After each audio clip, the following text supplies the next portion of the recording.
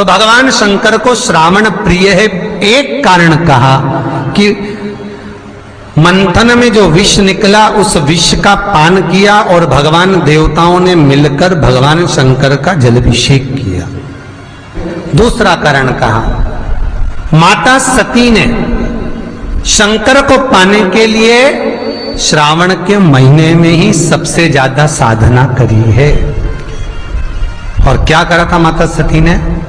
एक बालू का, मिट्टी का शिवलिंग बनाती थी, प्रतिदिन शिवलिंग का निर्माण करती थी और शिवलिंग का निर्माण कर कर उसकी पूजन कर कर अर्चना कर कर उसका विसर्जन करती थी सती माता। और माता सती का नियम था भगवान शंकर को पाने के लिए शिवलिंग का। तो हमारे यहाँ शिव महापुराण में लिखा है कि पार्थिव शिवलिंग का निर्माण होना चाहिए, और पार्थिव शिवलिंग का निर्माण करना है तो उसके लिए भी वर्णन करा गया।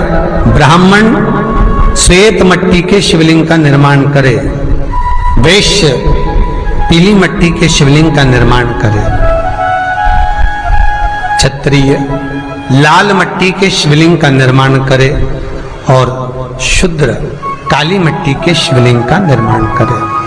कितना बड़ा शिवलिंग बनाना चाहिए? अगर हम पार्थिव शिवलिंग का निर्माण कर रहे हैं या हमारे घर में हम कोई मूर्ति रख रहे हैं या हमारे घर में हम कोई मूर्ति को विराजमान कर रहे हैं तो उस मूर्ति का भाव कितना बड़ा होना चाहिए?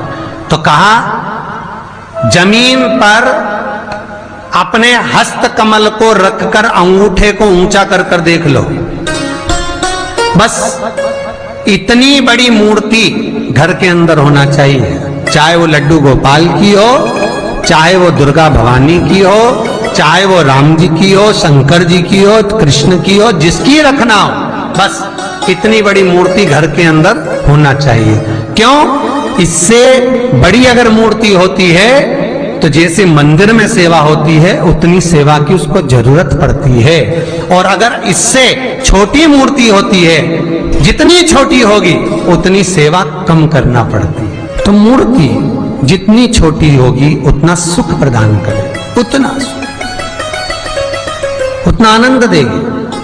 पर श्रावण के महीने में यदि आप रोज शिवलिंग नहीं बना सकते तो पूरे महीने में एक बार शंकर का शिवलिंग का, पार्थिव शिवलिंग का निर्माण करना चाहिए, जरूर करना चाहिए। और पार्थिव शिवलिंग का निर्माण कर कर उसकी आराधना, उसकी अर्चना, उसकी पूजन करना चाहिए। नमः शिवाय, ओम नमः शिवाय, ओम नमः शिवाय, नमः शिवाय। पार्थिव शिवलिंग का जब भी निर्माण करें, किसी थाली में या पात्र में, जिसमें भी आप निर्माण कर रहे हैं, उस पार्थिव शिवलिंग को बनाने से पहले उसके अंदर, पात्र के अंदर एक बेलपत्र रखे। बेलपत्र क्या? आपको कथा में कल कहा था, बेलपत्र का वृक्ष माता पार्वती के नयन अश्रु से प्रकट हुआ है, और रुद्राक्ष का वृक्ष शंकर भगवान के नयन अश्रु से प्रकट हुआ। तो बेलपत्र रखकर फिर उसके ऊपर शिवलिंग का निर्माण करें, फिर उसके ऊपर शिवलिंग, उसका लाभ आनंदित होगा, उसका सुख आनंदित, वो आनंद फल देने वाला होगा। कई लोग सीधे थाली में शिवलिंग बना देते हैं। माता पार्वती के हस्त कमल पर शिवलिंग का निर्माण है महाराज, हस्त कमल सुख देने के लिए। तो भगवान शंकर के शिवलिंग का निर्माण करें। माता सती ने भी किया। यही श्रावण के महीने में माता सती शंकर भगवान के शिवलिंग का निर्माण करती है, पूजन करती है, अर्चना करती है। फिर शाम के समय उस शिवलिंग को मस्तक पर स्पर्श कर कर जलाशय में, कुंड में, जल में, बावड़ी में, कुएं में, तालाब में उसका विसर्जन करती है मां। दूसरा कारण कहा, सती शंकर को इसी श्रावण में रिझाई थी, इसलिए शंकर को श्रावण अति प्रिय है, अति प्रिय है। कि पहले आती है नवमी, फिर आवेगी एकादशी, देवसोनी। तो भंडारिया नवमी का मतलब क्या होता है? भंडारिया नवमी का स्मरण क्या होता है? अभी आपको कहा था 9 जगह पर बेलपत्र चढ़ती है। भंडारिया नवमी का मतलब ही यही है कि भगवान विष्णु सोने जाने से पहले नवमी तिथि के दिन 9 बेलपत्र भगवान शंकर को समर्पित कर कर भगवान शिव के मंदिर में बैठकर भगवान शंकर की आराधना कर कर भगवान विष्णु लक्ष्मी जी के साथ अपनी सृष्टि का कार्यभार 4 महीने के लिए शंकर जी को सौंप देते हैं भंडरिया नवमी के दिन। और एकादशी के दिन से, देव सोनी एकादशी के दिन जब भगवान सोते हैं, उस दिन से भगवान शंकर पूरे कार्यभार को देखते हैं, पूरे कार्यभार। जब कार्यभार सौंपा गया, भगवान शंकर सृष्टि का संचालन करने लगे, तब ब्रह्मा और विष्णु ने आकर शंकर जी की आराधना यही श्रावण के महीने में करी थी कि आपने पूरा कार्य अच्छे से संभाला, इसलिए शंकर को श्रावण अति प्रिय है। ये तीसरा कारण है शंकर को श्रावण प्रियता का। अब शिव महापुराण की कथा करिए कि शंकर को श्रावण प्रिय चौथा कारण वर्णन करा कि ये कारण भगवान शंकर की आराधना माता पार्वती ने बाल्यपन से करी, खूब करी, खूब दिल से करी। ये कहते हैं कि अगर 1,00,000 बेलपत्र समर्पित कर रहे हो और तुम्हारे पास में अगर वो बेलपत्र नहीं है तो तुम 1,00,000 मत चढ़ाओ, आप तो एक बेलपत्र, परंतु वो बेलपत्र भी पूर्ण तरह से साफ, सुंदर, सुरक्षित, खंडित ना हो, वो मुझे समर्पित करो। एक चावल का दाना चढ़ाओ पर वो खंडित ना हो, एक फल चढ़ाओ वो खंडित ना हो, एक पुष्प चढ़ाओ वो खंडित ना हो। शिव कहते हैं मेरे हाथों से मेरा पुत्र खंडित हो गया था, उस दिन से मैंने वचन दिया है माता पार्वती को कि खंडित वस्तु स्वीकार नहीं करूंगा और ना खंडित दूंगा। शायद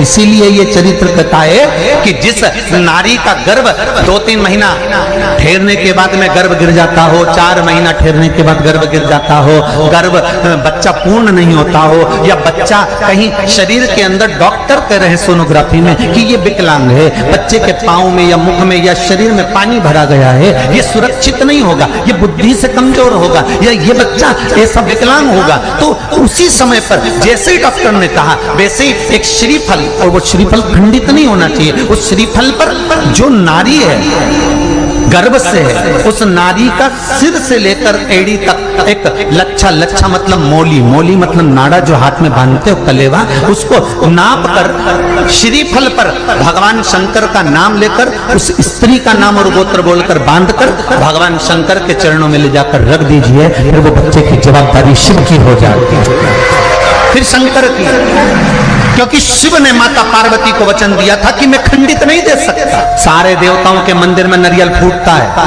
हनुमान जी के मंदिर में नारियल फूटता है, राम जी के मंदिर में नारियल फूटता है, देवी जी के मंदिर में नारियल फोड़ा जाता है, पर शंकर जी के मंदिर में नारियल नहीं फोड़ा जाता। आखा की आखा दिया जाता है कि पूर्ण दीजिए, बेलपत्र पूर्ण दीजिए, फल पूर्ण दीजिए, एक चावल का दाना भी दे रहे हो तो पूर्ण दीजिए। उसमें एक और अच्छी बात है, बहुत ध्यान लगाकर सुनिएगा जरा, जितने आस्था चैनल पर सुन रहे हो, यूट्यूब पर सुन रहे हो, फेसबुक पर सुन रहे हो, या इस पंडाल में श्रवण कर रहे हो, बहुत सावधानी से ध्यान दीजिएगा।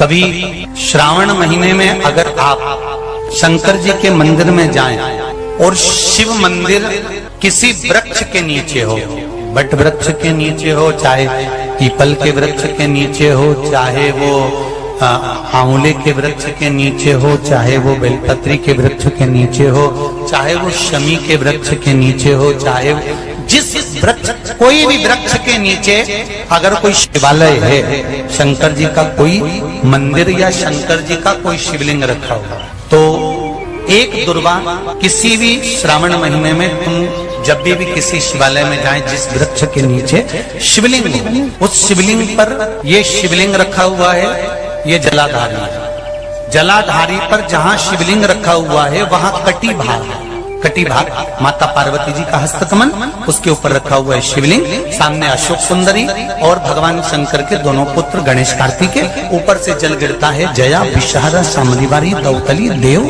ये भगवान शंकर की 5 बेटियां। तो जो कटी भाग, इस कटी भाग पर अगर मात्र एक दुर्वा समर्पित कर जिसकी किडनी या लीवर डैमेज हो रहा हो, काम नहीं कर रहा हो, या किडनी लीवर में कोई तकलीफ हो रही हो, या डायलिसिस चल रहा हो तो मात्र एक दुर्वा उस कटी भाग पर श्रावण महीने में समर्पित कर कर उस दुर्वा के 7 टुकड़े कर कर 7 दिन प्रतिदिन सुबह के समय पर उसको चबाकर खा लेने पर या निगल जाने पर धीरे धीरे धीरे धीरे डायलिसिस बंद होने लगता है और किडनी लीवर अपना काम करना प्रारंभ कर देते हैं।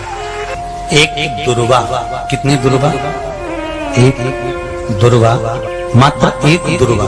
शंकर भगवान पर चढ़े हुए जल जब नीचे की ओर आता है, जिस जगह पर जल गिरता है उस जगह पर मात्र एक दुर्वा अपनी कामना कर कर इस शरीर के सुख के लिए शंकर भगवान के जल गिरने वाले स्थान के पास में अवधूतेश्वर महादेव के नाम से रख दी जाती है तो जिंदगी में कभी बड़ी बीमारी नहीं आती। उसी तरह इससे रोग को समाप्त करने के लिए दुर्वा का प्रयोग किया गया। आप लोगों ने पूर्व में जो शिव महापुराण की कथा कुबेरेश्वर बाबा की धारा से करी थी वो आप लोगों को ध्यान में होगा। दुर्वा कैसे उत्पन्न हुई थी, दुर्वा का महत्व क्या है, कितनी दुर्वा चढ़ाना चाहिए, कैसी दुर्वा चढ़ाना चाहिए, दुर्वा की उत्पत्ति कहां से हुई है, दुर्वा तोड़ने के बाद पानी में डालने के बाद फिर हरी हो जाती है, इसका क्या कारण है,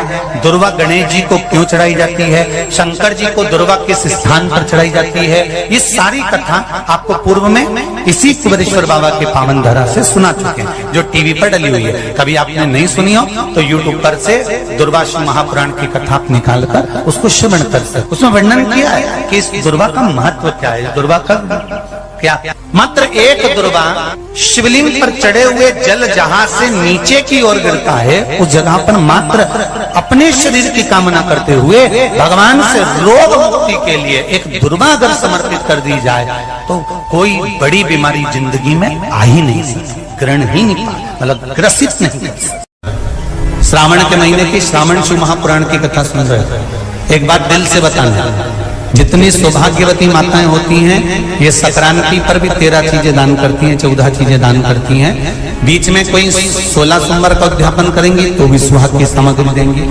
उद्यापन करेंगी तो भी सुहाग की सामग्री देंगी, कोई कार्य करेंगी तो भी सौभाग्य की सामग्री देंगी। सौभाग्य की सामग्री का दान क्यों किया जाए, सौभाग्य सूचक वस्तुओं का दान क्यों किया जाए,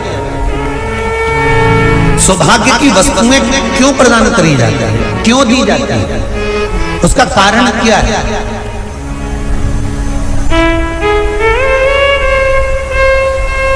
क्यों देते महाराज? भारत की भूमि की सौभाग्यवती माताओं का एक मन की अभिलाषा रहती है, भारत की भूमि की माताओं की एक अभिलाषा रहती है कि जब उसके प्राण छूटे तो अखंड सौभाग्य धारण करके पति के कंधे पर और पुत्र के कंधे पर शमशान।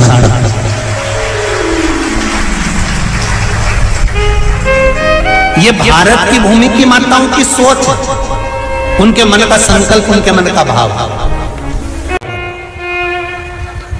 2 जल के पात्र सावन के महीने में, भले एक बड़ा पात्र हो एक छोटा सा पात्र हो, पात्र भी नहीं हो तो उसके ऊपर भले कटोरी रख लेना, पर 2 पात्र से जल शिव जी को एक साथ समर्पित करना।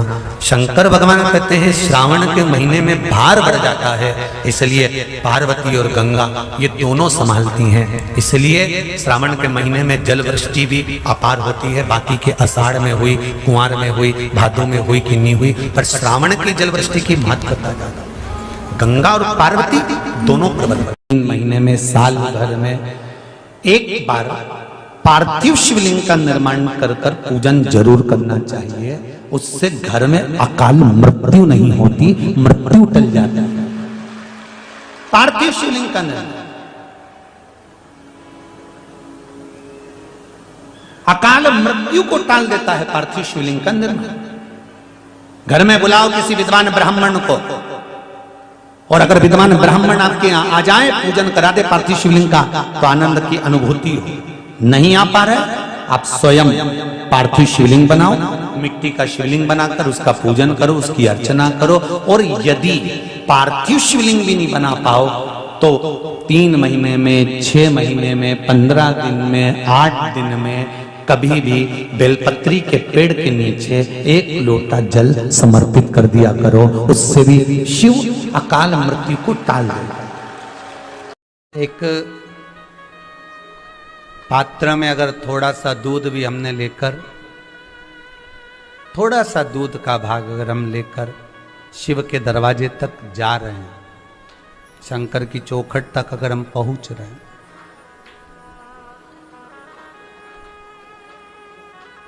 थोड़ा सा दूध का भाग,